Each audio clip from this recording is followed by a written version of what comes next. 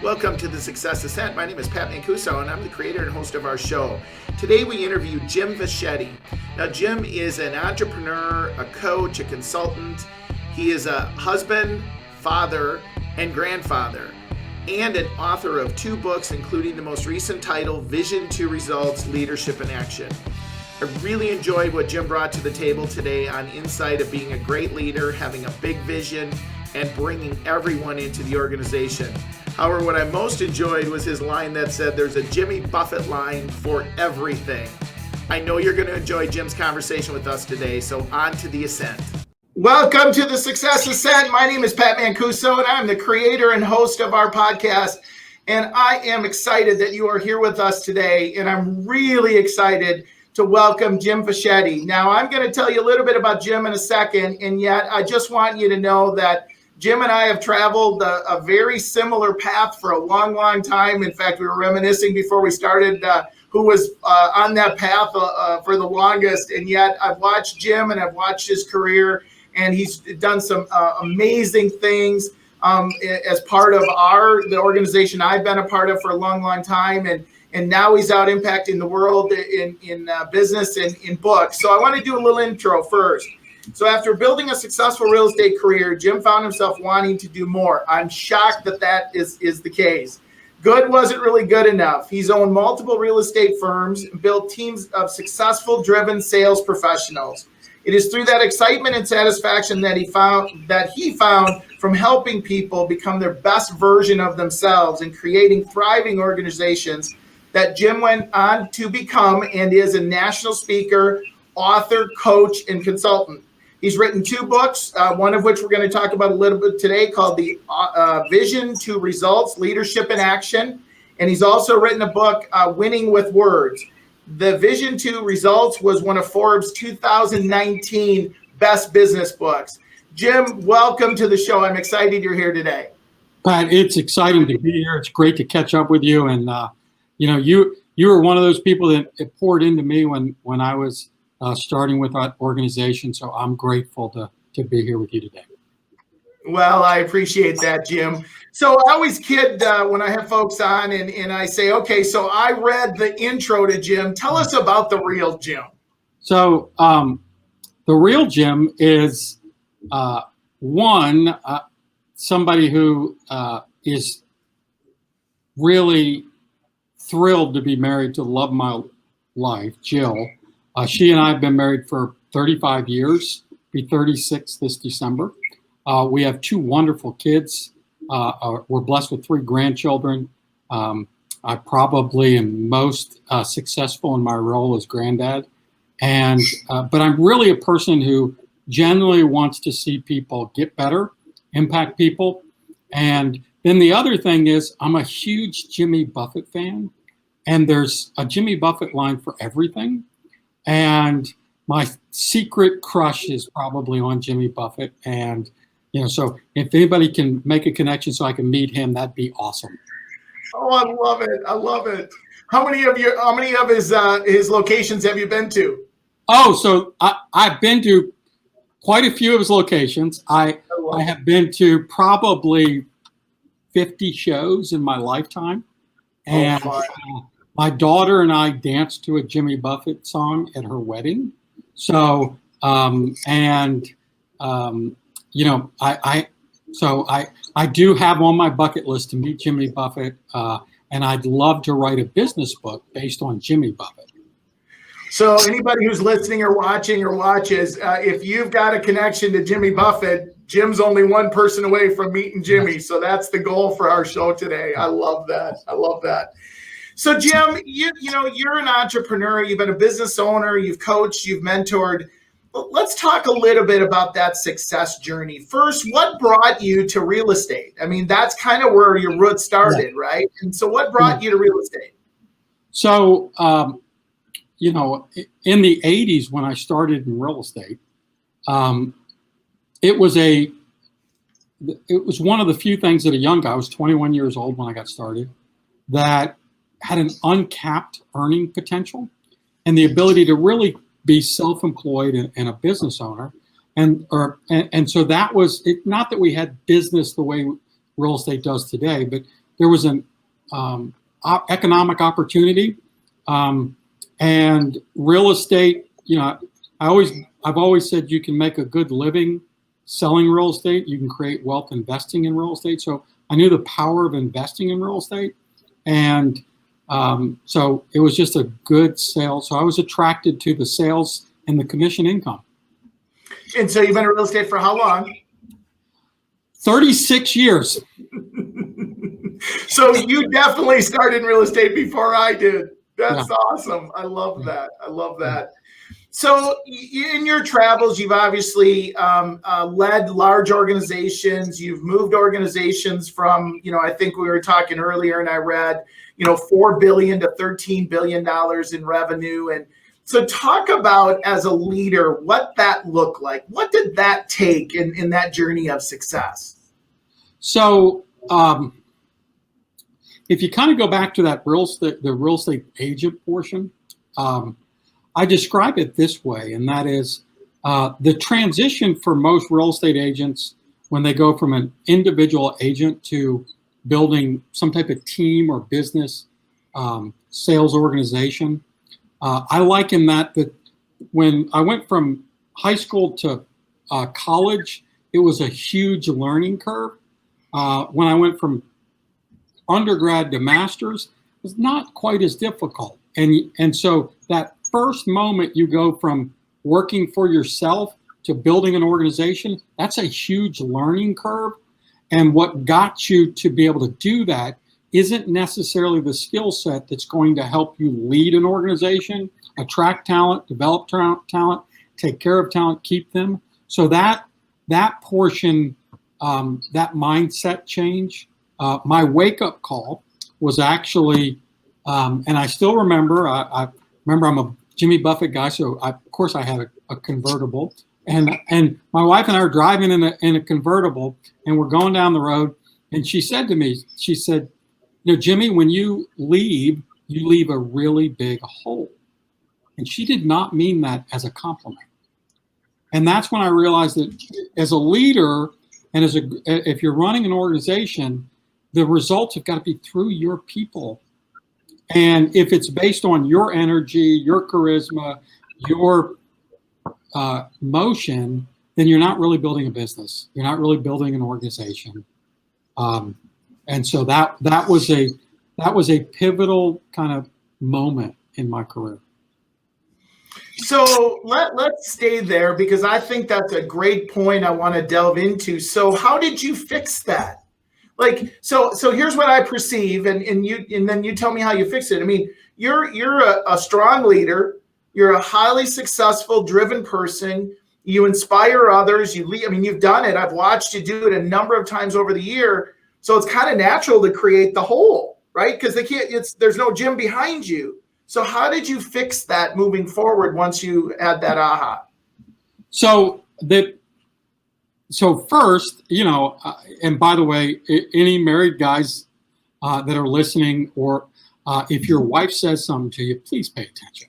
So that's the first thing. Yes, honey. Yes, honey. Yes, honey. Yes, yeah. You're right, honey. And so she really, listen, she knows me better than anybody. So therefore, I had to take note of that. And so the first thing was realizing, okay, this can't be my show. And so I began to realize, I need good players. So if you're going to have an organization and you want to execute through them, you need good players. And then for me, the key was I had to have a kind of a vision of what we wanted to accomplish, where we wanted to go. And then I really want to connect with people on that. So not everybody is going to be a match with you or with me, but if we are in alignment, then it becomes easier. So it's been said, I'd rather be in business with a good partner in a bad deal than a good deal and a bad partner. So who I'm in business with matters first and foremost. And then the second thing, it really became understanding the importance of creating accountability within your relationships with people. And so the paradigm shift is, prior to that, I probably built the relationship with people first. And so, and then tried to get results. Then I realized, go get the results first, and then build the relationship. And that pivot was kind of a big change. That was one of the big changes in the paradigm and the mindset. Well, and so it kind of leads me to bring into the conversation your book, Vision to Results, right? In Leadership in Action. And you talk about alignment in the book, and you talk about vision.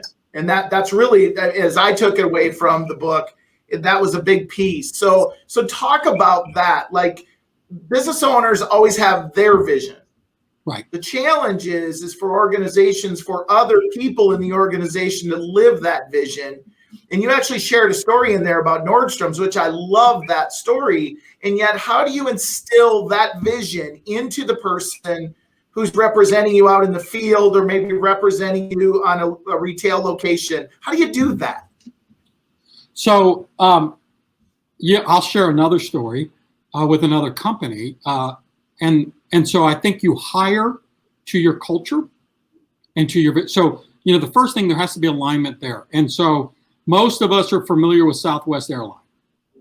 And we would agree that Southwest likes to have fun and has almost an irreverent sense of humor. And so I read one of the ways that they do interviews with pilots. So you can imagine pilots are pretty straight-laced guys, and quite frankly, I want my pilot to be pretty straight-laced. But so what they do is when they're interviewing them, they bring them into a room and they tell them to go down to the commissary and buy a pair of shorts, the famous khaki shorts that Southwest people, and they're going to do the rest of the interview in shorts and a suit top. Well, about 80% of the pilots leave at that point. But at the same time, if they're not willing to do that, they're not going to be a match with their culture.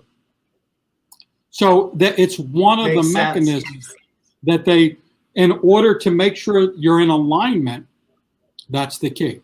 And so you have to really hire to your principles, your vision, and your purpose. And so, and goes back to, again, who you're in business with matters. And that's the connection, is that, and then as a leader, your job is to make your vision bigger than yourself.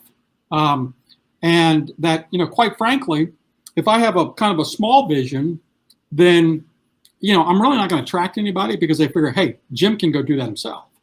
But if I have a big, hairy, audacious that you need me to be a part of, then it's pretty good. Hey, if you look at, the Buccaneers won the Super Bowl this year. Well, Tom Brady was attracted because I think he wanted to do something big, and he ran a Super Bowl with an organization that wasn't typically known as a Super Bowl contender. And so, but everybody was on the same page with that vision, and he was the leader of that vision to win a Super Bowl.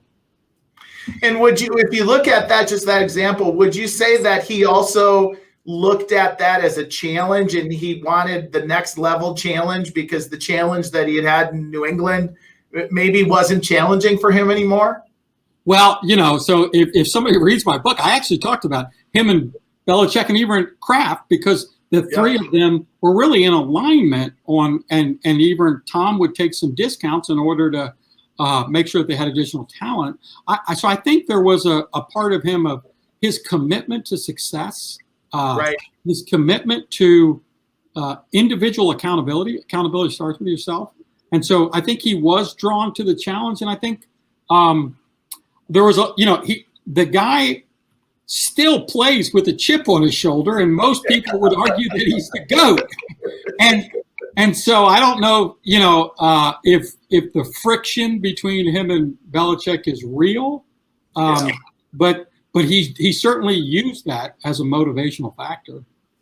It's great to watch him, right? What an incredible leader, and he keeps himself in such great shape, and that he's earned that respect. So, and he attracted talent. I mean, Rob Gronkowski came back out of retirement.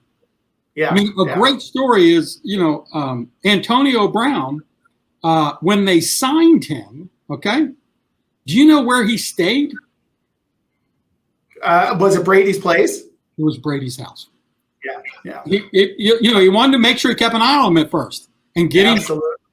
situated and culturalized to, hey, we're about winning championships. Yeah. Yeah, it's a great story. It's great. I mean, I don't, the Vikings are our team, so we don't have much to root for here. 4 losing Super Bowls. And we got a $35 million quarterback that we're not sure we want to keep, which is also interesting in itself. So, listen, I live in the Carolinas now. I'm a Panthers fan since day one, and we've been twice, but we haven't won either. So, yeah, there you go. Well, don't lose 2 more to come into our group. That's for darn sure. Yeah. So let's talk about being an author. Like, what prompted you to start writing books? So, the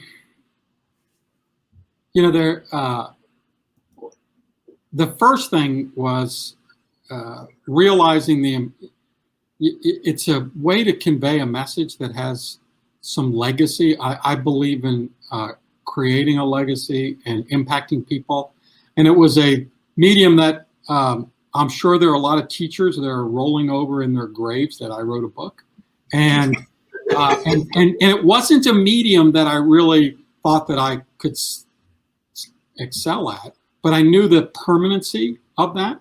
I think part of it was I was a reader as a young guy in my 20s, and I'm not sure what possessed me to do this, but I was in my early 20s and said, I'm going to read 50 books a year. And after about 20 years of that, I realized, oh my gosh, I read 1,000 books. Wow. And so I look at what that impact had on me. And so to some degree, I just wanted to give back to all those authors who poured into me and give something back. I love that. So let's talk a little bit about your journey of success. It's the Success Ascent is designed to, we know that the journey is upwards and there's always a stumble, there's always a fallback. What have you learned on your journey of success? Certainly the things that you've learned that have helped you be successful, and the things that maybe have taught you lessons that to not repeat. Yeah. So, I think most of us recognize that we tend to learn sometimes more lessons in our challenges, our setbacks. So the first thing I want to tell people is rarely is there an overnight success. That many times there's an amazing aspect of if you just stick with something. I believe, it was Malcolm Gladwell who first really cemented the 10,000 hours at something to become an expert. And so if you really put your mind to it and stick with something, it's amazing what you can accomplish by pure perseverance. So the first thing was, I think it's important that you have a work ethic. The second thing is, I think it was important that you be learning based. I shared that I went on a journey of education, self-education through reading. Today I read and podcasts. I think that podcasts are the legacy of books today, right? They're the equivalent of more people are getting educated and inspired through podcasts probably than even the written word today. So you constantly being learning based, that was part of the journey. And Pat, that's one of the things I love about what you're doing is you're giving back to the world through a podcast. Yeah, I love it. I'm learning so much, just the process of even setting it up and we're now in our 30th plus episode, and most of them last about 4 or 5, and we've had some amazing guests, including yourself, and it is fun. It's absolutely a passion project, as somebody once said. So let's talk about challenges, and let me ask you your biggest challenge in your leadership journey, and how did you overcome it? So, I think one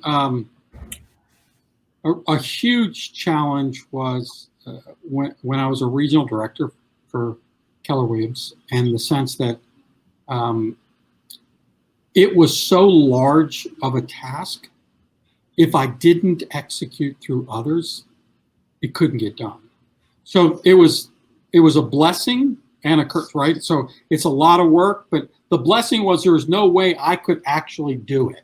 Right. So it forced me, for the first time, I was leading an organization where my sheer will, my sheer energy wouldn't get the job done. Yeah. And then I really had to hone the skill of executing through others. So for me, I talk about an accountability loop. And so the first thing is to have really clear expectations, not just me to them, but they need to understand the expectations back. And once you have clarity there, then the second thing is, I always say, monitor the activities, because as a coach, you know that our people 100% control the activity. They don't control all the result, but Right. they do control some of the result. And so I want you to monitor the activities and the results. And the reason is then we can have an evidence-based conversation as opposed to emotion, data over drama. And then the need to have consistent feedback. Too much in corporate politics, we're going to have come to Jesus meetings or annual reviews. Whereas if you have consistency, I'm sure you're familiar with fierce conversations. And so if you have, and Susan Scott says that the relationship is the conversation. So if you have that ongoing conversation, most of the time you're high-fiving and celebrating your success, and you're building your esprit de corps through that consistent feedback. And then based upon the activities and results in the feedback, you're either going to course correct or celebrate, and then just repeat and rinse. And then that, one of the things that I did, we went to 2 times a month, one-on-one accountability with the key leaders inside that organization. And that really changed the results within that organization. So, Jim, let me ask you another question. If you had to start all over, mm-hmm. what would you do differently? So, Pat, as you could probably imagine, I'm not a mulligan guy, do it over, but I do. And I believe everything got me to where I'm at. But the one thing I do say is that if I could go back and talk to young Jim in his early 20s, I would tell him, think bigger. So, I had a vision, a goal of where I wanted to, what I wanted to do for my family, how I wanted to impact the world. And it was small. And 20 years later, I fortunately reached those goals. The difference was in my 40s, I recognized, well, I have these legacy goals. If I'd have just thought a little bigger earlier, I probably would have hit those goals. Yeah. So if I could challenge, anybody, I would just tell them to think bigger, and to have a larger impact, a larger reach, and to be able to impact more people at a deeper and higher level. Well, one thing I think, when we, in our journey inside of Keller Williams, it was one thing that we were taught is to think bigger. And because we came at different parts of, our journey in our life, if we would have, gotten that sooner, I think things, could have been a slight bit different. So I love that. That's a great response. So I always ask my guests, I say, what's the best advice that you've ever been given that hopefully you followed? So I was given the advice, when you meet somebody, ask yourself these 3 questions. The first question is this somebody I want to be in business with? The second question is this just somebody I want to do business with? And then the third question is this somebody I just want to be in a relationship with? And so that was really impactful for me. And I will tell you that I'm not as big on the third one, because at this point, I'm relationships, family and things like that. And I'm limited in the amount of additional people I'm in relationship with, and I tend to be in relationship with those people that I'm either in business with or do business with. But that perspective of understanding the value of people, and that changed the course for me. And then even going back earlier, one of the best pieces of advice that I ever got was I played baseball. I played sports my whole life. I played baseball in college. But as a kid, you're taught catch the ball with two hands. And, as a young guy, I didn't understand how impactful that really was. But over the years, one, there's value in doing the fundamentals. There's value in doing the basics. But the other thing that the second hand, anybody who plays baseball, and I had the opportunity to play where I would turn a double play. The other thing that the second hand does is it actually puts it that much closer to the ball. So you're in the start of the next process. So not only does it make catching the ball better and easier and protect you, but it actually begins the next process. And so in life, if you do the basics, you're also setting yourself up for the next thing. I love that. Such a great example. And if I played baseball, so I completely get it. And Yeah. yet, even if you didn't play baseball, if I catch it here and my hand's up here, my hands got to come down here to grab. Just what a great example. So let's flip that upside down. This is always a fun one. So what's the worst advice you've ever been given that hopefully you didn't follow? So especially like sales, we're taught the importance of confidence, right? And the advice that many people are given all over the world, all over the time is fake it till you make it. And, and I probably listened to that sometime. But fortunately, early on, I realized there's only two ways to get confidence and experience. You get experience from doing something or from preparation. And so as opposed to fake it till you make it, if you're starting in something, do the prep, do the pre-work. Yeah. It's amazing what you can accomplish if you do the pre-work. It is. And I mean, what a great way to kind of tie a ribbon on, the fundamentals are important. And I know you believe in them because I've watched you. I've watched you lead others and do that. So, Jim, I want you to prepare for a final thought, something before we sign off to our listeners. And yet, I'm running a scroll down the bottom of the website or the bottom of the screen here. If folks want to get in touch with you, the best way is coachwithjim.com. By the way, I love that domain. That's pretty cool. Yeah. You hopefully didn't have to pay premium for that. I did not, believe it or not. So it was, I was fortunate. So Pat, that's a great question. And, what I would really tell people is, from a guy who's more of an introvert than an extrovert, people really matter. And, we are given an opportunity to impact people every day. Take the time to be intentional and really get to know your people, understand what's important to them, help them get what they want. That for me, I really want to see people achieve the success they want. And if you're inside my organization, I really want for you to have the life that I know it's a tenet of yours. You're pouring into your coaching clients so they can achieve the life that the business that they run will fund the life they really want. And the key is they not only need to know that, but as a leader or as their coach, we have to know what it is they really want.